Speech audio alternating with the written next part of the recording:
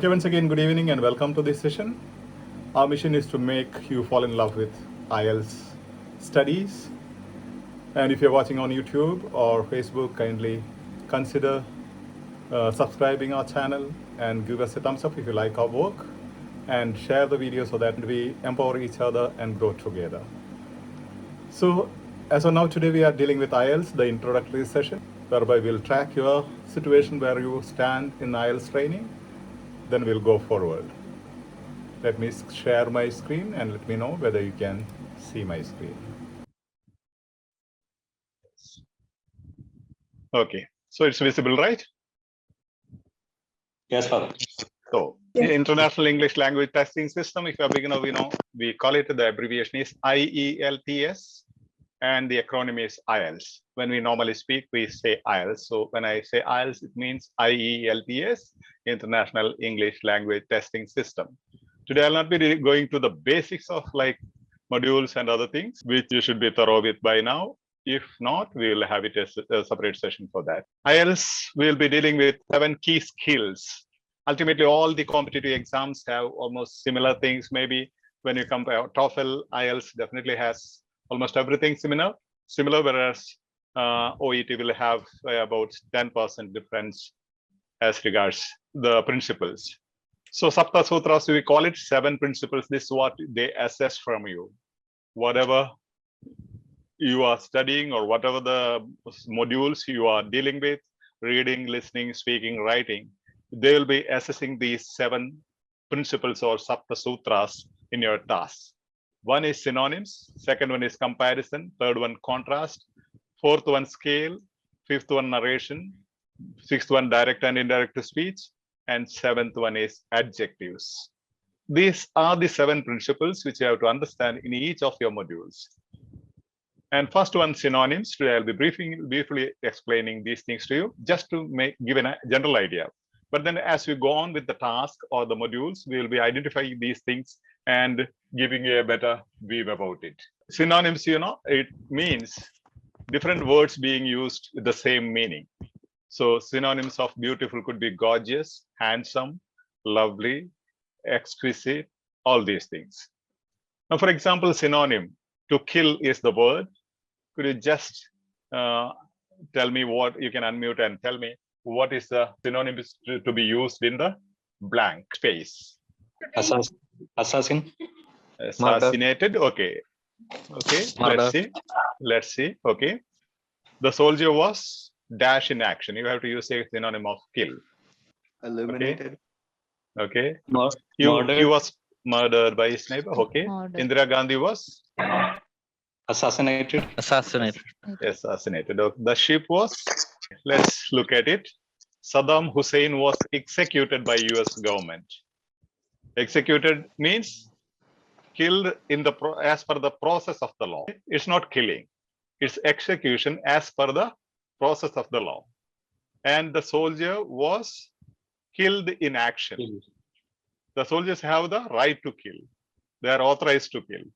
And he was murdered by his neighbor. Murder is killing, but it is unauthorized or illegal. Indira Gandhi was assassinated, as we said, by the terrorists. And the sheep was slaughtered by the man. The same meaning, but different words being used. This has to be noticed in your reading, writing, listening, and speaking. As regards, as compared to OET, you have an advantage because you have an essay to be written and the reading text as well as listening. All these have the same category or same nature of strategies being used, even in your speaking. Whereas in the other one, like if you're taking general, definitely you have a letter. Otherwise, OET, they have a letter, so essay doesn't appear. But then if you know how to write an essay, you will definitely score good marks in reading. If you are good at reading, definitely you know how to write an essay. So also listening, same strategies are being used. Only thing your listening skill will be assessed with along with the other strategies. So this is what we have seen now. Saddam Hussein was executed by US government. The soldier was killed in action. He was murdered by his neighbor. Indira Gandhi was assassinated by the terrorists, the sheep was slaughtered by the man. Same, everything means they were killed. But then the words are used, different words are used in different occasions. Second one is comparison. As we know, strong, stronger. Those are the simple expressions, long, longer, weak, weaker, big, bigger. So these are the expressions, general expressions that we use in our comparative language. And comparison also could be like, we have 3 degrees in comparison: bad, worse, worst, and good, better, best. And contrast is the opposites: high, low, big, small, anxious, calm, cheap, expensive. So these are the things they will assess you whether you understand these aspects of language. Other one is scale, which is very important in many of the competitive exams. Scale means all is not most, most is not many, many is not a few or some, a few is not equal to few. If you have gone through some of the materials like reading and all that, you know, they will use this in your no, false, not given answers. So all, maybe they will mention in the text as all, and they will say most in the question. Or in the question statement, they will say many, and the text will say most. So most is not many. All means everybody, 100%. Most means majority of, almost all of them, like 90% or plus, whatever, depending on the context. Many means anything more than one. A few means some, and few is a negative meaning. There are few students in the classroom means there are no students. So they will be definitely assessing you whether you understand these expressions. And some more examples could be always, sometimes, and occasionally. Boiled, hot, cold. All these are scales in the sense they will not be same. Sometimes they may say sometimes reading seems to be challenging for many of the students in IELTS, whereas in the question statement say they occasionally OET aspirants feel reading as challenging. They are not same. They are different. So some more examples could be scale, always, usually. Always is not usually. Usually is not generally. Generally is not often. Often is not sometimes. Sometimes is not occasionally. Occasionally is not seldom. Seldom is not rarely. Rarely is not never. So this is the scale. They give you each expression in your reading text or listening text, and in the question statement, you will have a different set of scales. So this has to be clearly understood. As you read, you'll have to identify these things. Fifth one is narration. Nature of the paragraph means IELTS almost like there are 7 types of essays. Most of the time you will have almost 4 types of them appearing in your exams. I'll be in detail dealing with it in later sessions, or 7 types of essays. One is narrative, other one is descriptive, next one is process analysis, fourth one is comparison and contrast, fifth one is classification, sixth one is cause and effect, and the seventh one is argumentative. And process analysis is usually the task 1. As you know, there are 2 tasks in IELTS essay. Task 1, a graph, a pie chart, or some sort of graph will be given, which you have to summarize and write a report, 150 words. Second one will be 250 words essay. So these are the 7 types. So you should know the nature of the essay and use the language accordingly. So narrative language is not descriptive. Descriptive language is not used for process analysis. Comparison and contrast language is not used for classification essays, or cause and effect, or is not used for argumentative essays. So most of the things have their own different types of language. Direct and indirect speech, we'll come to that later. You know, reporting someone's speech, that's normal. And the 7th one is adjectives. Adjectives means absolute darkness, firm connection, unfamiliar things. So absolute is adjective, that whatever thing adds quality to a person or thing is adjective. Firm connection, unfamiliar things. These are things. How do you use adjectives? Do you understand the use of adjectives and their meaning?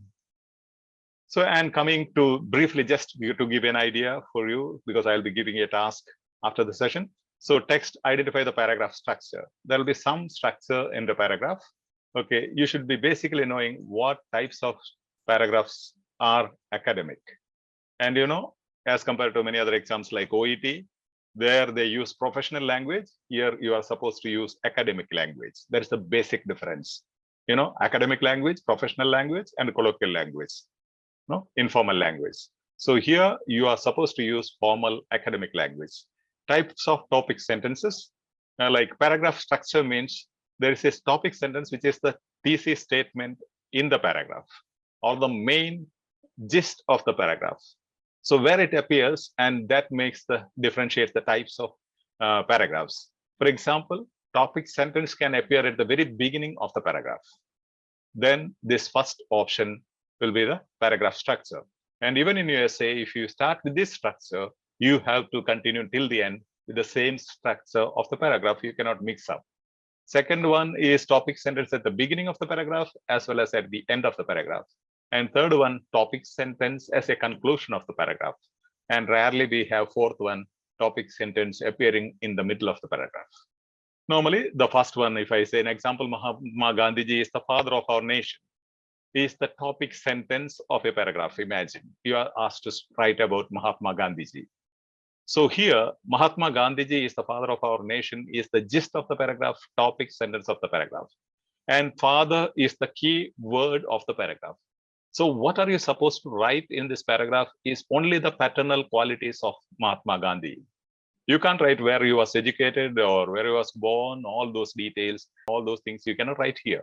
You will have to say why he is respected as father of our nation. You have to justify that.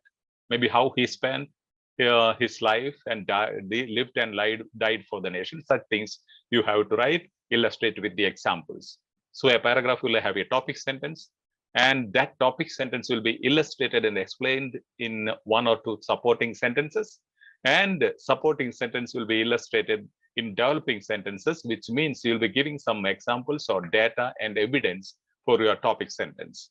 So topic sentence, supporting sentences, and developing sentences make a paragraph. And the next one is Mahatma Gandhiji is the father of our nation. In the beginning, you will give the topic sentence, and at the end, you will conclude with the same topic sentence, but in other words. Maybe saying, therefore, Indians proudly consider or respect Mahatma Gandhiji as the father of our nation. Something in different words, you will repeat the topic sentence. The other option is that in the beginning, you will give some evidence, examples, how he was imprisoned for long periods and how he spent his life for the nation, examples, Dandi Satyagraha. And at the end, you say, therefore, Mahatma Gandhiji is acclaimed or respected as the father of our nation. And the other one, rarely I said, the topic sentence, they can begin with some developing sentences, examples. In the middle, they say summarize the whole thing and say the topic sentence, mention the topic sentence, and then give some more examples and explanations. But this is very rarely done, and we don't recommend you for your essays or other things. For example, now one simple paragraph I am taking, paragraph analysis. Trees are lovely. They make oxygen, which is necessary for life. We should all plant one. It could change cities by providing more shade. India is planting trees to replace its old ones. So this is a small paragraph. And every sentence in any paragraph has got its own function. So when we spoke of the nature of the paragraph, structure of the paragraph, so we are dealing with the function of each sentence in a paragraph. Coming back to this, there are two modal verbs here. I'll tell you the importance of modal verbs. Now, trees are lovely. They make oxygen. Now, when we say trees are lovely, it has got a function. That's an opinion. Maybe some of you may not agree with it. So you should be able to identify the opinion and fact language and answer accordingly. Maybe in the text or the listening audio, they will give you an opinion. And in the answer statement, it will be a factual statement, which means that is not true. So also when you have to write an opinion essay or argumentative essay, you should know how to present your opinion. So trees are lovely is an opinion. Some may say this is lovely. Some may say trees are very bad because that causes a lot of issues and all that. Okay. They make oxygen. That is a fact. So trees are lovely. They make oxygen is a fact. First sentence in this paragraph is an opinion. Second sentence is a factual statement. They make oxygen. Whether you say it or anybody in the world around, it's the truth. Whereas trees are lovely opinion can differ from person to person, place to place. And the next clause after this, in the second sentence is, which is necessary for life is benefit. It's speaking about the benefit of oxygen. So in the same small sentence, you have two functions. The next one is a suggestion. We should all plant one. That's what I said, modal verbs are important. We should all plant one means it is not compulsory, it is not mandatory, it is advisory. You should drink 3 liters of water every day. Doctor might advise you. That is advisory. There is a penalty if you don't do it. So if you say you must drink 3 liters of water, that is mandatory and you'll be penalized if you don't do that. You must obey the traffic rules. It's not you should obey the traffic rules. Should is suggestive, advisory. So you should be able to understand the difference between these things. This is what they assess you. In the reading passage or in the audio, they will give you a should or such expressions, modal verbs. And in the question statement, they will use a mandatory modal verb called must. And if you write it is true, you will lose the score. So that's very important. It could change cities. It could, again, one modal verb, could. It could change cities means it's not fact. It may, it's not very sure. So there is an uncertainty. So it's a speculative or speculation. We are speaking about the future. We cannot be making factual statements. It could change cities means we are speculating or predicting the future. So the function of the language is sentence is speculation. By providing more shade in the same sentence, the next part is by providing more shade. That is the benefit again. As we said here, we had benefits. So we are speaking about benefit. This is the way or the pattern that you have to write your essays. Each sentence means something. A paragraph, every sentence, every portion of the sentence, aspect of the sentence should have a function. And India is planting trees is an example, illustration given. To replace its old ones. The reason for planting trees. Why India is planting trees? It is to replace its old ones. Because they said it's the old ones should be replanted. So this is the beauty of a paragraph. Just giving a glimpse of it, we will be going through our own writing as well as reading and listening audios and scripts, whereby we will be doing the same analysis. So the statements and the functions of each sentence or portion of sentence, trees are lovely is an opinion. The function is opinion. They make oxygen is fact, which is necessary for life is benefit.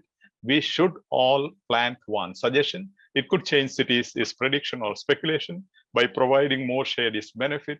India is planting trees is an example to replace its old ones. Yes, the 20 minutes which I told you is done with.